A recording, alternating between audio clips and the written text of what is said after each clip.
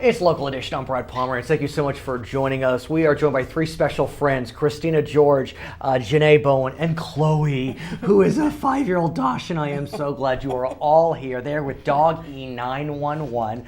Genete is the founder of this organization. What was the inspiration behind it before we talk about what it is? Sure. Yes. The inspiration behind it is it came from actually hitting a dog. I actually hit and killed a dog in a vehicle. In a vehicle on the freeway in 2007. And what did that make you realize? It was very devastating, and the reason being that because I'm such an animal lover, I wanted to do something to help, and I realized that I was helpless, and I had no tools to knowledge, no tools to be able to help this animal. So basically, I just kind of sat with the animal as it perished at the scene, and realized later that there's got to be more that we can do as animal owners and lovers. What is Dog E911? And that's what spawned Dog E911. So Dog E911 is an all-animal disaster first aid response and training course for disaster planning and preparedness across the country, and also for all-animal triage. So that includes pocket pets like gerbils and hamsters, reptiles, birds, livestock, and our companion animals like dogs and cats. So when there's a disaster, Christina, the reality is not only humans are impacted, but dogs are as well. I was mentioning I have a sign in my window and my front door says 2 cats and a tortoise live here. Right. That's for the first responders. Yes. Tell me how you got involved. Well, I have 4 dogs of myself, and I love them to death. And I met Genete through my family, and she asked me if I wanted to help her. So right away I told her, yes, I love animals. It'd be awesome to work here. So I just wanted to have more knowledge too, since I have 4 dogs, and my grandpa loves animals too. So just having this knowledge is amazing. So do you have classes? How do you give us the knowledge we need to help dogs in a crisis? We do have classes. I offer training usually about once a month, sometimes more, depending on how often the training is requested.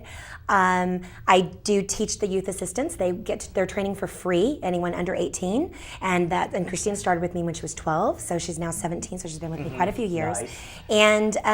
And the training is basically about an 8-hour course. I know it's an 8-hour course, but in 8 seconds, what are some tips you can offer our viewers? Well, you're going to learn everything from dealing with disaster preparedness, on how to prepare for a disaster, what to do when a disaster hits. And this is vis-a-vis the animal. Yes, versus for the animal, and it's and basically to help teach you what to do and your rights as an animal owner. You're going to learn triage. You're going to learn to deal with first aid, emergencies for your pet. Here's my challenge, if I may say. Dogs in a disaster will come to their owners. Cats will flee. What can we do? Christina, what can we do with cats? What have you learned? Well, I think with any animal, you just have to, be calm too, and not freak out in an emergency, because the animals will sense that right away, and that's why I think most animals will flee, especially cats. Right. So if you're calm and act calm towards the animal, I'm pretty sure the cat will. The good news is you recently partnered with a national organization called the Firefighter Cancer Foundation. Yes, I did. Title's a little deceiving given what you're doing with them, but tell us about it. Well, the reason I partnered with them is, number one, because the first responders' goal is to save lives. So what could be more natural than saving animals' lives? They're not trained to deal with animals. So what my division is the PAWS division under Firefighter Cancer. I'm helping to train our first responders on how to deal with animal triage and disaster preparedness. Are they willing? I've been very, very pleased with the willingness of the firemen and the first responders to learn the training. Because I would think some would say we can't deal with this now. We need to save. Well, it has changed a lot, and that's changed because of Hurricane Katrina. Hurricane Katrina made lots of changes in our country. How can we get involved? How can we take your course?